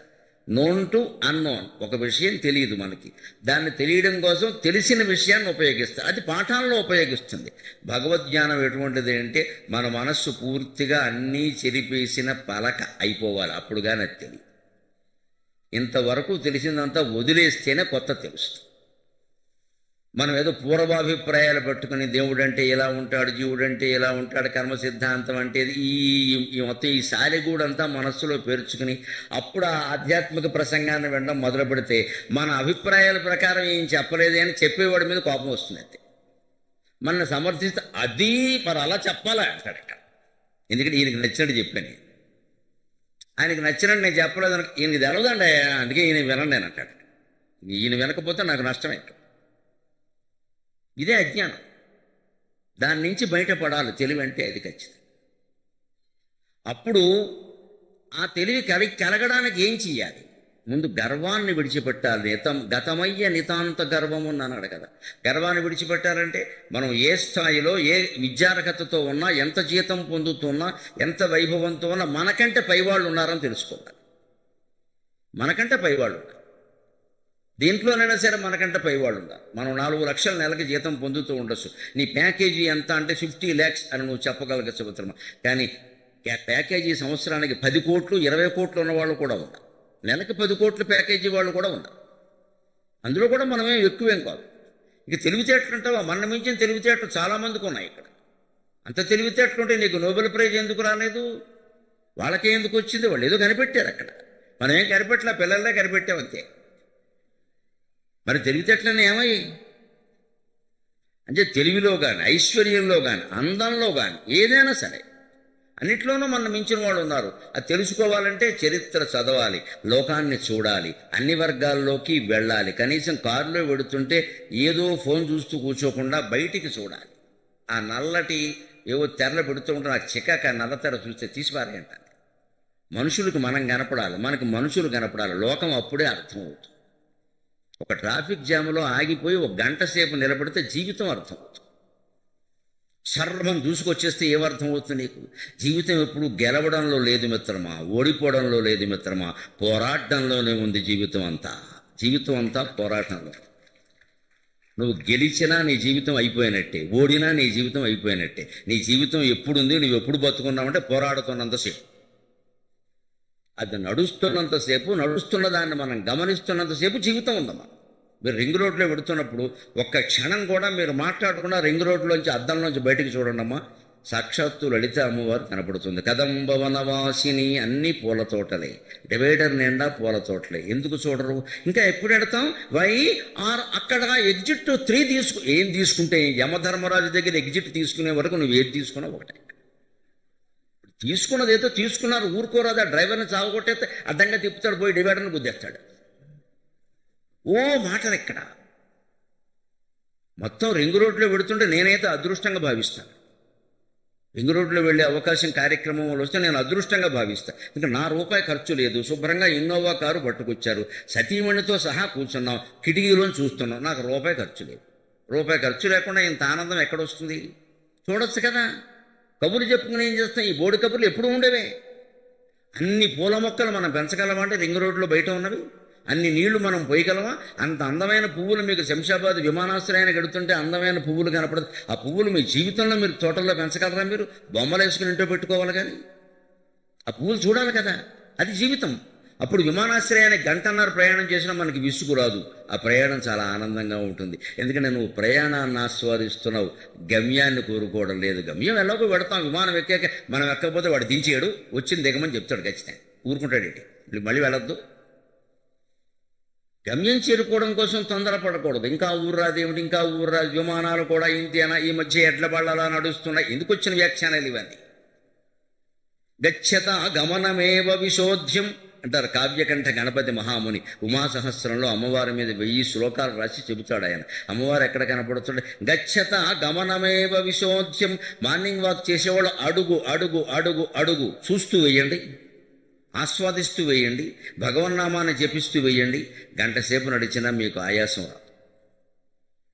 అప్పుడు కూడా రాజకీయాలు మాట్లాడుకుని, అప్పుడు కూడా ఫోన్లు మాట్లాడుకుని, అప్పుడు కూడా ఏవో చికాకులు పెట్టుకుని ఎప్పుడు వదిలిపోతుందో అన్నట్టుగా ప్రతి అడుగు చికాకుగానే ఉంటుంది. దాన్ని మనం ఆస్వాదించాలి. అందుకే లోకంలో ఎప్పుడు ఒకరికంటే ఒకడు ఉన్నాడు, అతను మించిన వాడు ఆచంట మల్లన్న అనే విషయం తెలుసుకోవాలి. దానికి భర్తృగారు బాగా పూర్వకాలం వాడు కాబట్టి ఈ భూమిని భరించేటువంటి మహానుభావుల గురించి చెబుతున్నాడు. భువన శ్రేణి వహించు శేషుడు ఫణాభోగంబుపై సంతతంబు అవలీలన్ భరించు పృష్ఠమున కూర్మాధీశ్వరుండాతనిన్ ధవళ క్రోడవశత్ముజేయునతనిన్ వారాసి అశ్రాంతిచే ఔరా ధీర చరిత్ర సంపదలు అసంఖ్యాత ప్రభావోన్నతులు. ఔరా ధీర చరిత్ర సంపదలు అసంఖ్యాత ప్రభావోన్నతులు. ఒకడిని మించిన వాడు ఒకడు ఉంటాడయా, నువ్వు ఒక్కడవే గొప్పవాడవని ఎందుకు అనుకుంటున్నావు అంటున్నాడు భర్తృగారు. దాన్ని ఏనుగు లక్ష్మణ కవి చక్కని తెలుగు పద్యంలో మనకి అందించాడు. భూమిని అంతటినీ భరించేది ఎవరండి? హరిశేషుడు. ఎలా భరిస్తాడు? భువన శ్రేణి వరించు శేషుడు ఫణాభోగంబుపై సంతతంబు. తన పడగల మీద భరిస్తాడు. ఇది సైన్స్ తెలిసిన వాడు ఎవడు ఒప్పుకోడు. కాబట్టి వెంటనే ఏమంటాడు? పురాణాలు అన్నీ అలా రాసుకున్నారు. ఒట్టిది, ఇది సైన్స్, ఇది పురాణం కాదు. భూమిని హరిశేషుడు మోస్తున్నమాట నిజం. హరిశేషుడు అంటే పాము కాదు. పాము అన్నారు కాబట్టి పడగలు కూడా చెప్తాడు. హరిశేషుడికి మరొక పేరు ఏమిటో తెలుసా? హరిశేషుడు తర్వాత చాలా అవతారాలు ఎత్తాడు. హరిశేషుడు ఎత్తిన అవతారాల్లో మొదటి అవతారం లక్ష్మణుడు, భాగవతంలో అవతారం బలరాముడు, రామావతారం ఎత్తినప్పుడు స్వామివారికి తమ్ముడయ్యాడు హరిశేషుడు, కృష్ణావతారం ఎత్తినప్పుడు అన్నగారు అయ్యాడు. 2 చోట్ల కూడా ఈయన చాలా తెలివైనవాడు. 2 చోట్ల వాళ్లే సర్వీస్ చేశారు, ఈయనవుడికి సర్వీస్ చేయాలి. విష్ణుమూర్తి చాలా డిప్లొమాటిక్. రామావతారంలో సుబ్బయ్య గారు తమ్ముడి చేత అటవీ చాకరీ చేయించుకున్నాడు. సీతాదేవి చీరలన్నీ ఆయనే మోసాడు పాపం, నగలు 7 వారాల నగలు వేసుకొచ్చింది, మొత్తం ఆయనే మోసాడు. కొన్ని తమ్ముడు చేతి చేయించుకుంటే పర్వాలేదు, అన్నగారు అయ్యాక కూడా బలరాముడు ఈయనకే చేశాడు సేవలు, ఈయన చేయనివ్వలేదు. మరి ఆయనకి ఈయన విష్ణువు అని తెలుసో ఏమిటో, తమ్ముడు నువ్వు ఊరుకోరా అని ఆయనే చేసేవాడు పాపం. ఎంత ప్రేమో బలరాముడికి ఆ తమ్ముడు అంటే. ఆయనకు వచ్చిన కోపాన్ని, ఆయన గర్వాన్ని, దుర్యోధనుల మీద ఆయనకు ఉండేటువంటి ప్రేమని అన్నింటినీ కృష్ణుడి గురించి వదిలేశాడు ఆయన. మా తమ్ముడు ఎటుంటే నేను చెప్పను, వాడెవరో నాకు తెలుసు, మీకు తెలియదు. నాలో అజ్ఞానం ఉంటుంది కానీ మా తమ్ముళ్ళు అజ్ఞానం ఉండదు అని బలరాముడు స్పష్టంగా ప్రకటించాడు. ఎందుకంటే నేను ఏదో ఆవేశపడతాను, అవన్నీ లెక్క, మా తమ్ముడు ఎటుంటాడు. దుర్యోధనుడు స్వయంగా వచ్చి బలరాముడిని సాయం అడిగాడు, మా పక్షం వహించను. ఈయనేమన్నా అంటే, దుర్యోధన నా దగ్గర గదా విద్య నేర్చుకున్న శిష్యుల్లో నువ్వు ఉత్తముడివి, నువ్వంటే నాకు చాలా ఇష్టం. భీముడు నేర్చుకున్నాడు, శల్యుడు నేర్చుకున్నాడు, వీళ్ళంతా బలరాముడి దగ్గర నేర్చుకున్నారు ఉన్నారు. కానీ నాకు నువ్వంటే చాలా ఇష్టం. ఎందుకంటే దుర్యోధనుడికి గదా యుద్ధంలో మెలకువలు బాగా తెలుసు, భీముడికి బండతనం బాగా తెలుసు. దెబ్బ కొడితే భీముడు తట్టుకుంటాడు, దుర్యోధనుడు తట్టుకోలేడు. కానీ దెబ్బగా కొట్టే విషయంలో భీముడి కంటే దుర్యోధనుడే గొప్పవాడు. శిష్యుడికి ఎప్పుడు ఆ సూక్ష్మ దృష్టి ఉన్న గురువుకి ఆ సూక్ష్మ దృష్టి ఉన్న శిష్యుడు నచ్చుతాడు. మొండిగా 10 పేజీలు సమాధానం రాసేవాడు కాదు, సూక్ష్మ దృష్టి ఉంటుంది. దుర్యోధనుడికి అవుతుంది. నేను మెచ్చుకున్నాను, నువ్వు నాకు బాగా ఉత్తమ శిష్యుడివి, కానీ నేను నీ వైపు రాను. ఎందుకంటే మా తమ్ముడు నన్ను ప్రేమించడు. అన్నయ్య అటువైపు వెళ్ళావా అంటాడు. నాకు ప్రపంచం అంతా నాశనం అయిపోయినా పర్వాలేదు, నా తమ్ముడు నాకు కావాలి, వాడెవడో నాకు తెలుసు, అందుకని నేను రాను. అలాగని నాకు మళ్ళీ చెడ్డమాట రాకుండా మీ ఇద్దరూ యుద్ధం చేసుకునే సమయంలో నేను తీర్థయాత్రకి వెళ్ళిపోతానని చార్ధామ యాత్రకి వెళ్ళిపోయాడు. గొడవలే 1 నెల అడపాటు రాలా, 18 రోజుల్లో యుద్ధమైంది. అదే బలరాముడు, ఆయనకి బలరాముడికి లక్ష్మణుడి కాలంలో మనం ఎందుకంటే మానుష అవతారం, కృష్ణుడిది మానుషావతారం కాదు, అమానుష అవతారం, దైవావతారం. నేను దైవాన్ని అని చెప్పాడే. ఆ సంకర్షణుడు అనే పేరు ఉంటుంది, గమనించండి బలరాముడికి. సంకర్షణ, వాసుదేవ, ప్రద్యుమ్న, అనిరుద్ధ కేశవనామాల్లో ఉంటాయి. సంకర్షణుడు అంటే బలరాముడు, వాసుదేవుడు అంటే కృష్ణుడు, ప్రద్యుమ్నుడు అంటే కృష్ణుని కుమారుడు, అనిరుద్ధుడు అంటే ప్రద్యుమ్నుని కుమారుడు, కృష్ణుడికి మానవుడు. ఈ 4 రకాల వ్యూహాలుగా పెద్దలు చెబుతారు, అది వేరే విషయం. ఈ బలరాముడికి సంకర్షణుడు అనే పేరుంది. ఆయన ఆదిశేషుని యొక్క అంశ. ఆ సంకర్షణ శక్తిని సూర్యుడి నుంచి భూమి వరకు ఉండేటువంటి ఆకర్షణ శక్తిగా పేర్కొన్నారు. ఇందులో ఉండే సైన్స్ అది. సూర్యుడి నుంచి కిరణాలు వ్యాపించి భూమి చుట్టూ ఉన్నాయి. ఇక్కడ భూమిని ఎలా పట్టుకుని తిప్పుతున్నాయి ఇలాగా, అంతే కదా. సూర్యుడి చుట్టూ తిరుగుతుంది కదా, భూమి ఇలా తిరుగుతుంది కదా. ఆ తిరగడానికి ఏమిటి కారణం? ఆకర్షణ, సూర్యాకర్షణ శక్తే కారణం అండి. సూర్యకిరణాలు 9 కోట్ల మైళ్ళ దూరంలో ఉండేటువంటి సూర్యకిరణం మనకి 9 నిమిషాల్లో చేరుతుంది ఇక్కడ భూమండలానికి. 9 కోట్ల మైళ్ళు సూర్యుడికి మనకి ఉన్న దూరాన్ని శాస్త్రజ్ఞులు చెప్పారు. 15 కోట్ల కిలోమీటర్లు, 9 కోట్ల మైళ్ళు. 9 కోట్ల మైళ్ళ దూరంలో ఉన్న సూర్యకిరణం మన భూమండలానికి చేరడానికి కేవలం 9 నిమిషాలు. 9 నిమిషాల్లో మీరు అపర్ణ సరోవర్లో ఇటు నుంచి ఆ ఇంటికి వెళ్ళారు. మీరు ఇక్కడ పక్కింటికి వెళ్ళారు, మధ్యలో ట్రాఫిక్ వస్తుంది.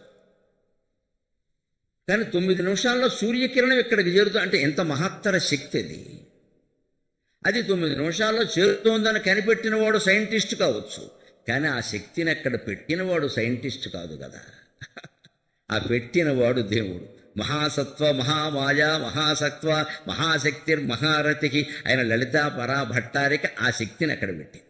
ఆవిడ శక్తి ప్రపంచం అంతా ఆవరించి ఉంది, సూర్యమండలం నుంచి ఈ మండలం వరకు. దాన్ని ఆదిశేషుడు మోస్తున్నట్టుగా పురాణాల్లో ఎందుకు చెప్పారు అంటే, సూర్యుడి నుంచి వ్యాపించినటువంటి కిరణాలు భూమికి పైన కింద కూడా వ్యాపించాయి. అధఃప్రాంతంలో కూడా భూమిని ఇలా పట్టుకుని తన చుట్టూ తిప్పుకుంటున్నాడు. నవగ్రహాలని అలాగే తిప్పుకుంటున్నాడు. ఆకర్షణ శక్తి లేకపోతే ఎలా తిరుగుతున్నాడు? ఆ ఆకర్షణ శక్తినే మన పురాణాల్లో సంకర్షణ శక్తి అన్నారు. దాన్నే బలరాముడు అన్నారు, దాన్నే లక్ష్మణుడు అన్నారు. వీరిద్దరికీ మూలమైన వాడు ఆదిశేషుడు. ఆ ఆదిశేషుని మీద శ్రీ మహావిష్ణువు శయనించి ఉంటాడు. అంటే సూర్యుడి నుంచి ఇక్కడ వరకు వ్యాపించినటువంటి ఆకర్షణ శక్తి మీద శ్రీమన్నారాయణమూర్తి శయనించి ఉంటాడు. అంటే సూర్యమండలంలో కనిపించే తేజస్సు అంతా నారాయణమూర్తే అన్నారు. మనకు సూర్యనారాయణ అంటారు. నారాయణ తీసేస్తే ఒట్టి గోళం అది.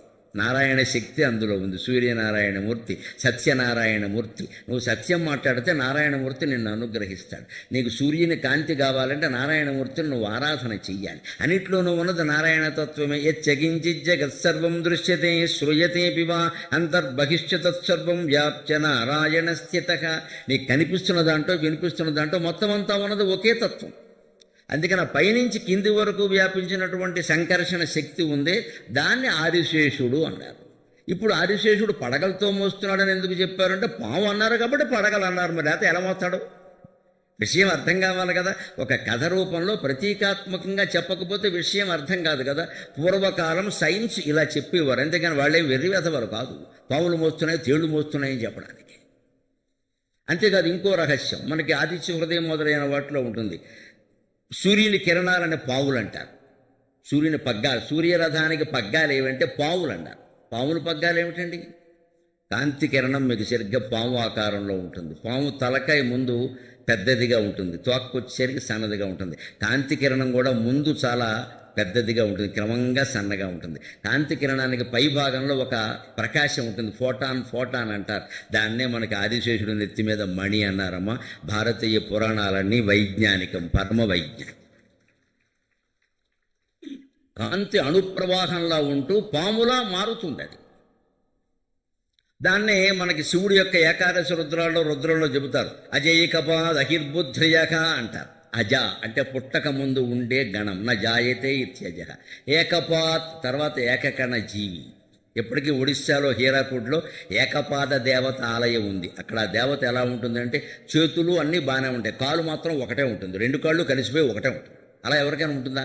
ఆవిడకు ఉంది. ఎందుకంటే ఏకకణ జీవితో సృష్టి మొదలైందని చెప్పడమే హిందూ దేవాలయాల లక్ష్యం. అందుకే ఆ దేవత విగ్రహం ఒకటి. మనం ఎలా అయిపోయామంటే చివరికి ఆ ఏకపాద దేవతకి పసుపు పూసాకే నాకు మనవడు పుట్టాడు. నీ మనవడికి పసుపుకి సంబంధం ఏంటి ఇక్కడ? ఈ పిచ్చి మొదలెట్టాం మనం ఇక్కడ. మొత్తం మీద ఆవిడ ఏకపాదమో లోకపాదమో తెలియకుండా పసుపు పూసేసాం అంతే. మళ్ళీ ఆ పసుపు పూసేటప్పుడు హడావుడి, పసుపు అంతా తీసేటప్పుడు హడావుడి. మనకు ఏకపాదం అర్థం కాదు, దాంట్లో ఉండే విజ్ఞానం అర్థం కాల. పసుపు పూసేసాం, కుంకుమ పూసేసాం. ఒరిస్సాలో హీరాకుట్లో ఆలయం ఉంది ఇప్పటికీ. అక్కడ దేవత ఏకపాత ఒకటే పాదంతో ఉంటుంది. ఏకకణ జీవి నుంచి సృష్టి ఏర్పడిందని చెప్పడం దాని ఉద్దేశం. అజేయకపాద్ అహిర్బుద్ధ్రియక, పుట్టని కణం అజ, పుట్టాక ఏకపాత్ ఏకకణ జీవి. తర్వాత అహిర్బుద్ధ్రియక, అహిహి అంటే పాము, బుద్ధ్రియక అంటే తెలియబడింది. It is known as serpent. అహిర్బుద్ధ్రియక అంటే అర్థం అది. అది శివనామాల్లో ఒకటిగా చెప్పారు ఏకాదశుడు. ఇదంతా సైన్స్. ఇది మన ఊరికి శివుడి నామాలు విష్ణువు నామం అంతా అందులో ఉన్నదంతా సైన్సే, వైజ్ఞానికమే. అందుకని ఆదిశేషుడు పడగల మీద మోస్తున్నాడు, ప్రతీకాత్మకం. మొత్తం మీద సంకర్షణ శక్తి భరిస్తోంది కదా. అంతకంటే కూడా గొప్పవాడు ఉన్నట్ల. భువన శ్రేణి వహించు శేషుడు ఫణాభోగంబుపై సంతతంబు అని శేషుడు అనుకున్నట్ట. నేనే ఇంత బాగా మోస్తున్నా, బహుశా ఇంత భూమిని నేను మోస్తున్నానంటే నాకంటే గొప్పవాడు ఎవడు ఉండడు అనుకున్నాడు. కానీ అవలీలన్ భరించు పృష్ఠమున కూర్మాధీశ్వరుండాతనిన్. ఈ భూమి మొత్తం మందర పర్వతాన్ని పట్టు క్షీరసాగర మథనం జరిగినప్పుడు ఆది కూర్మావతారం ఎత్తాడు మహావిష్ణువు. కూర్మావతారం అక్కడే వచ్చింది. ఆయన మందర పర్వతాన్ని సముద్రం లోపలికి వెళ్ళి పైకి లేపాడు ఇలాగ. అప్పుడు భూమి మొత్తం కృంగిపోకుండా ఆయనే భూమిని కాపాడాడు ఆదిశేషుడితో సహా. అప్పుడు ఆదిశేషుడికి బుద్ధి వచ్చిందట. నేను అనుకున్నాం ఈయనెవడో నాతో సహా భూమిని మోసేస్తున్నాడు, అంచేత నేను గర్వపడకూడదు. 1000 పడగలున్నా ఎంత ఉన్నా నన్ను మించిన వాడు ఒకడున్నాడు ఇక్కడ, ఆది కూర్మం నాకంటే గొప్పది అని అనుకున్నట్ట. ఆది కూర్మం అనుకుందట, ఇంకా నన్ను మించిన వాళ్ళు ఎవరూ ఉండే అవకాశం లేదులే, మనం ఇలాగే అనుకుంటాం. ఇదంతా ఊరికే ఎల్కేజీ కూరాడికి ఫస్ట్ ర్యాంక్ రావడం లాంటిది. రాగానే ఇంకా మావాడే, ఎప్పుడు ఫస్ట్ మావాడే, అస్సలు ఎప్పుడు వాడు ఫస్ట్ రాకపోతే వాడు ఉండలేడు. అదో వ్యాధి అమ్మా, డాక్టర్కి చూపించాలి. ఇలా తయారు చేయకూడదు పిల్లల్ని. వాడు ఫస్ట్ రాకపోతే వాడు ఉండలేడు, ఇట్స్ ఏ డిసీజ్. డాక్టర్ దగ్గర తీసుకెళ్ళి వైద్యం చేయించండి. ఫస్ట్ ర్యాంక్ రాకపోతే వాడు ఉండలేడు, ఇది జరగకపోతే వాడు ఉండలేడు అంటే పిల్లలకు జబ్బులు వస్తున్నాయి అన్నమాట. ఏం జరిగినా ఏం జరగకపోయినా ఉండాలి, అదే జీవితం, అదే జీవితం, అది నేర్పాలి. ఇది జరగకపోతే నేను అన్నం తిన్నాను, ఇది జరగకపోతే నేను ఉండను, ఈ ర్యాంక్ వచ్చింది, ఎప్పుడు మావాడు ర్యాంక్ వస్తుందంటే గర్వం పెరిగిపోతుంది. చచ్చినా సరే పిల్లల దగ్గర పిల్లల్ని పొగడకూడదని వీళ్ళ తల్లిదండ్రులు చెడగొడుతున్నారు, నన్ను మన్నించురు కాక. ఎవరిని ముందు పొగడాలి, ఎవరిని వెనక పొగడాలి శాస్త్రం ఉందండి. ప్రత్యక్షే గురవస్తుత్యాహ పరోక్షే మిత్రబాంధవాహ కార్యాంతే దాసభూత్యాశ్చ పుత్రస్తు నకదాచన అన్నారు. దాన్ని పాటించట్లేదు కాబట్టి పిల్లలు దెబ్బతింటున్నారు, గారాబం చేస్తున్నారు బాగా. వాడి కళ్ళ ముందే వాడిని పొగిడేయడం. వాడు ఎంత చేస్తే బొట్టుగాడు ఆంజనేయ స్వామి తోకేస్తాడు. వాడి దగ్గరికి బాపు గారు మన ఇంటికి రాగానే వీడు బొమ్మలు వేస్తున్నాడండి, ఒక నాటికి మీ అంత వాడు తోకేసిన వాడల్లా బాపు అవుతాడా? ఇంకా వాడిని చేసాడు. ఇక్కడ వాడు చిన్న పాట పాడగానే బాలు గారు మెచ్చుకున్నారు, ఘంటసాల గారు మెచ్చుకున్నారు. ఏదో మొహమాటానికి మెచ్చుకున్నాడమ్మా. మీ ఇంటికి వచ్చి కాఫీ ఇచ్చాక మెచ్చుకోక ఏం చేస్తాడంటే ఇస్తావు కాఫీ. ఈ చెయ్యి ఉందే విపరీతంగా కూడదండి, పిల్లలు చెడిపోతారు ఖచ్చితంగా. ప్రత్యక్షంగా ఎవరిని పొగడొచ్చు అంటే ఒక గురువుని మీరు కీర్తించవచ్చు. ప్రత్యక్షంగా మీరు శిష్యులు, ఆయన గురువు, ఆయన గర్వం రాదు. గురువుని కీర్తించవచ్చు, ఆయన రూలేం లేదు, కీర్తించవచ్చు. ఒకడు గర్వం వస్తే ఆయన గర్వం మనకు అనవసరం. గురువుని ప్రత్యక్షంగానే పొగడవచ్చు. మిత్రులు కానీ బంధువులు కానీ ఎప్పుడూ మొహం మీద పొగడకూడదు. పరోక్షే. మన మిత్రుడు ఒకడు చేశాడు, అతని గురించి ఇంకో మిత్రుడి దగ్గర చెప్పాలి, అతని దగ్గర కాదు. అతను చెప్తే అతిశయోక్తి అనుకుంటాడు. వేరే ఫ్రెండ్ ఉంటాడు కదా, మొన్నవాడు వచ్చాడురా, నిజంగా నాకు ఆసుపత్రిలో ఉన్నప్పుడు ఎంత సాయం చేసాడోరా అన్నామనుకో, వీడు వెళ్ళి వాడికి చెబుతాడు, చాలా సంతోషిస్తాడు. పరోక్షంలో పొగడాలి మిత్రులను కానీ బంధువులు కానీ. కార్యాంతే దాసభృత్యాశ్చ, వాచ్మెన్ని, క్లీనర్ని, నౌకర్ని అందరినీ మెచ్చుకోవచ్చు. ఎప్పుడంటే పని అయిపోయాక మెచ్చుకోవాలి. వాడు ఇలా కారు స్టీరింగ్ పట్టుకొని నీ అంత సారథి లేడో, అర్జునుడికి కూడా నీలాంటి సారథి దొరకలేదు అంటే వాడు యాక్సిడెంట్ చేసేయడం ఖాయం. నువ్వు కారు ఎక్కగానే పొగుడితే వాడు బుద్ధి లేకుండా దిగాక పొగుడు. 100 రూపాయలు ఎక్కువ కావాలంటే దిగాక పొగుడు 100 ఎక్కువ. పని అయ్యాక మెచ్చుకోవాలి పని మనుషుల్ని, నౌకర్ని. ఎప్పుడైనా పని కాకముందు మెచ్చుకోకూడదు. రాగానే ఇంట్లోకి నువ్వు బాగా పనిచేస్తామంటే చేయలేదు, చేసి వెళ్ళిపోతుంటే చాలా కష్టపడ్డావు, ఇవాళ అనారోగ్యం ఉన్నా కానీ వచ్చావు, బాగా చేసావంటే పరమ సంతోషిస్తుంది. మన్నాడు మానకుండా వస్తుంది. ఇవన్నీ చెప్పారా? ఒక్క మాట గుర్తుపెట్టుకుందాం. పుత్రస్తు నకదాచన, కొడుకును కానీ కూతుర్ని కానీ ఎట్టి పరిస్థితుల్లో పొగడద్దు. అది వాళ్ళకి ఆయుక్షీణం అని చెప్పారు. ఆయుక్షీణం. మనం ఎంత పొగిడితే అన్ని సంవత్సరాలు వాళ్ళకి ఆయుర్దాయం తగ్గిపోతుంది. అది మనం సహించగలమా? ఒకవేళ వాళ్ళు మమ్మల్ని ఏం చేసినా సరే మెచ్చుకోవద్దని శాస్త్రమే చెప్పింది రబ్బాయి చెప్పాలి. ఈ మెచ్చుకోవడం వల్ల వాడు చిన్నపిల్లల దృష్టిలో 10 ఏళ్ల లోపు ఎలా ఉంటుందంటే ప్రపంచం, తల్లి తండ్రే వాళ్ళకి మూలం, ఇంకెవరూ తెలియదు, ప్రపంచం తెలియదు వాళ్ళకి. ఆ తల్లి ఆ తండ్రి పొగిడారంటే దేవుడు పొగిడేసినట్టే. ఇంకా క్లాసులో మాస్టర్ని వాళ్ళు లెక్క చేయరు. ఇంకా మా అమ్మ నన్ను మెచ్చేసుకుంది, మా నాన్న మెచ్చేసుకున్నాను, గర్వం వచ్చేస్తుంది వెంటనే. అందుకని పిల్లల్ని ఎప్పుడూ పొగడం. అలాగని తిట్టవలసిన పనే లేదండి. బాగుందమ్మా, చాలా కష్టపడి చదువుకున్న, మంచి మార్కులు వచ్చాయి, అది అలా నిలబెట్టుకోవాలమ్మా అని చెప్పాలి అంతవరకు. లేకపోతే ఈ మంచి మార్కులు రావడం, ర్యాంకు రావడం ఒక వ్యాధి అయిపోతుంది. వాడిని మించిన వాడు ఇంకోటి ఉంటాడు రేపొద్దున్న, వాడిని చూసి వాడు మంచాన పడిపోతాడు. అందుకని ఆదిశేషుడు గర్వం ఆదికూర్మాను చూడగానే అడిగిందిట. ఆదికూర్మానికి కూడా గర్వం వచ్చిందిట. అదేమిటి? అవలీలన్ భరించు పృష్ఠమున కూర్మాధీశ్వరుండాతని ధవళ క్రోడవశాత్ముజేయునతనిన్ వారాసి అశ్రాంతి చే. ఆ ఆదిశేషు భూమితో సహా, ఆదిశేషునితో సహా, ఆదికూర్మంతో సహా భూమిని మొయ్యడం కోసం భగవంతుడు శ్రీమన్నారాయణమూర్తి ఆదివరాహ అవతారం ఎత్తాడు. వరాహ అవతారం. ఆ వరాహ అవతారం ఎత్తినప్పుడు భూమండలం సముద్రంలో మునిగిపోతే భూమిని మోస్తున్న సముద్రాన్ని, దాన్ని కలిపి మోస్తున్న కూర్మాన్ని కలిపి పైకి లేపాడు ఆయన కోరలతో. అప్పుడు ఈ మూడింటికి గర్వం పోయింది. అయ్య బాబోయ్, ఇన్ని అవతారాలు శ్రీమన్నారాయణుడే ఎత్తాడు. గమనిక ఆదిశేషుడు కూడా ఒక రకంగా విష్ణు వంశే, ఆది కూర్మము ఆయన అవతారమే, ఆది వరాహము ఆయన అవతారమే, అన్ని ఆయనలోవే. కానీ ఇంకా ఆయనలో చాలా శక్తి ఉంది. సముద్రంలో మనం ఎన్ని నీళ్లు తీసుకున్నా ఇంకా నీళ్లు ఉన్నట్టే భగవంతుడు ఎన్ని అవతారాలు ఎత్తినా ఇంకా ఆయనలో శక్తి ఉంటుంది, అదేం తరిగిపోతుంది. భగవంతుడు అవతరించడం ఎలాంటిదంటే ఒక పూల తోట ఉంది దూరంగా, దాని సుగంధం ఇక్కడికి వస్తుంది, కొంచెం దగ్గరగా ఉంది మనకి, సుగంధం వస్తుంటే ఇక్కడ గిరిలో ఏవో మంచి పూలు ఉన్నాయి, సుగంధం వస్తుంది అన్నారు. తోట అక్కడే ఉంది, సుగంధం ఇక్కడికి వచ్చిందా లేదా? భగవంతుడు వైకుంఠంలోనే ఉంటాడు, భగవంతుడు కైలాసంలోనే ఉంటాడు, కానీ ఇక్కడ అవతరిస్తాడు. అదే విషయం అంతకంటే. ఆయన చోట ఆయన విడిచిపెట్టాడు. ఆయనకి అపార్ట్మెంట్ ఎవడైనా ఆక్రమిస్తాడేమో అని బెంగే. అమ్మో, ఆయన బోల్డ్ ఎస్ఎఫ్టీ పెట్టి కొనుక్కున్నాడు, ఆయన ఎలా వదిలిపెడతాడో? ఆయన అక్కడే ఉంటాడు.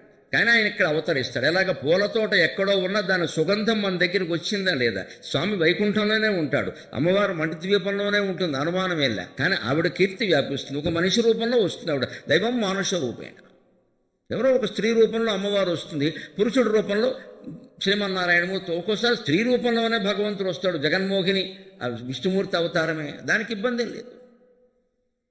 అక్కడ ఎక్కడి నుంచి కదలే, ఉన్న చోట నుంచి ఏం మారిపోడు, ఇక్కడ ట్రాన్స్ఫర్ కాదు ఇది.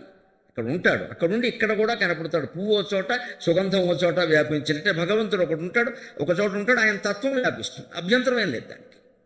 అలాగా ఆదివరాగం మొత్తం భూమితో సహా, శేషులతో సహా, కూర్మంతో సహా పైకి లేపేసేసరికి ధబళ క్రోడవశత్ముజేయు. పైగా ఆదివరాగం ఎలా ఉంటుందో అది తెల్లని పంది ఆకారం. క్రోడం అంటే పంది, ధబళ క్రోడం అంటే తెల్లనిది. ఆదివరాహ స్వామి తెల్లగా ఉంటాడు, మామూలుగా విష్ణువు నల్లగా ఉంటాడు, కానీ వరాహ అవతారంలో తెల్లగా ఉంటాడు. ధవళక్రోడవశత్ముజేయునతనిన్ వారాసి అశ్రాంతిచే. సముద్రం ఈ మొత్తం భారాన్ని హిరణ్యాక్షుడు చుట్టేసేసి తీసుకెళ్ళిపోతున్నప్పుడు ప్రార్థిస్తే సముద్రం ఈ భారాన్ని మొత్తం ఆదివరాహమూర్తి మీద పెట్టిందిట. అది చూసి అంటున్నాడు, ఔరా ధీర చరిత్ర సంపదలు అసంఖ్యాత ప్రభావోన్నతులు. మహానుభావుల యొక్క చరిత్ర అంటే క్యారెక్టర్ అండి, శక్తి సామర్థ్యాలు. సంస్కృతంలో చరిత్ర అంటే క్యారెక్టర్, తెలుగులో చరిత్ర అంటే హిస్టరీ. ఆ తేడా ఉంది. మహానుభావుల యొక్క ప్రవర్తన, వారి పద్ధతి ఎలా ఉంటుంది అంటే అసంఖ్యాత ప్రభావోన్నతులు, ఎవరూ లెక్క పెట్టలేరు ఇంత సామర్థ్యం వీరికి ఉందని. ఎంత సామర్థ్యమైనా ఉంటుంది. అందుకని మనం కూడా ఏమర్థం చేసుకోవాలి అంటే, ఎప్పుడూ మనం ఏదో ఒక రంగంలో గొప్పవాళ్ళమైతే ఇంతకు మించిన వాళ్ళు ఉంటారు, ఇక ముందు వస్తారు, మన పని ఏదో మనం చేద్దాం, వెళ్ళిపోదాం అంతే. ఇంకా మనకి సాధారణంగా మన పొగిడేవాళ్ళు వేదికల మీద, లేకపోతే ఇంతగానే బయటగా, ఇంకా ఎలాంటి వాడు ఇంకొకడు పుట్టడం అసాధ్యం అంటాడు. అసలు వీడికి ఇష్టం లేదు పుట్టడం విషయం. అది చాలా మాటలకు పై మాటలు వేరుగా ఉంటాయి, మాటల లోపల అర్థాలు వేరుగా ఉంటాయి. నాకు బాగా సభలుగా కొన్ని వేల సభల్లో మాట్లాడున్నాను కాబట్టి అనేక పరిచయ పత్రాలన్నీ విన్నాను కాబట్టి నాకు తెలుస్తాయి. లోపల అర్థం వేరు, బయటికి మాట్లాడేది వేరు.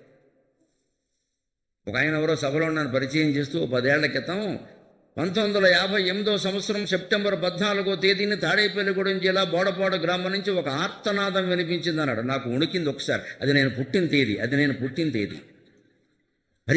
పరిచయం ఇంత బాగా చేయించా, ఇంత విచిత్రంగా. నేను గొప్పవాడిని చెప్పడానికి ఇంత తవ్వాలా? తాడేపల్లిగూడెం జిల్లా బోడపాడు నుంచి ఒక ఆర్తనాదం కర్మేమిటి? నేను మన రాక్షసుండా అని ఏదో బిల్డప్ పెట్టుకున్నాడు మనస్సులో. ఎవరు మా అమ్మ, దాని కర్మేం కాదండి. తిరిగిపాటి రమణమ్మ గారు పిల్లలు లేక ఈ ఇల్లు బంగారంగా నేను 9వ వాడిని.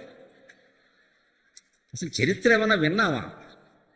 నేను 9వ వాడిని. నా తర్వాత పిల్లలు లేరని ఎవడైనా బాధపడిందేమో, నాకంటే ముందు బాధపడ్డా.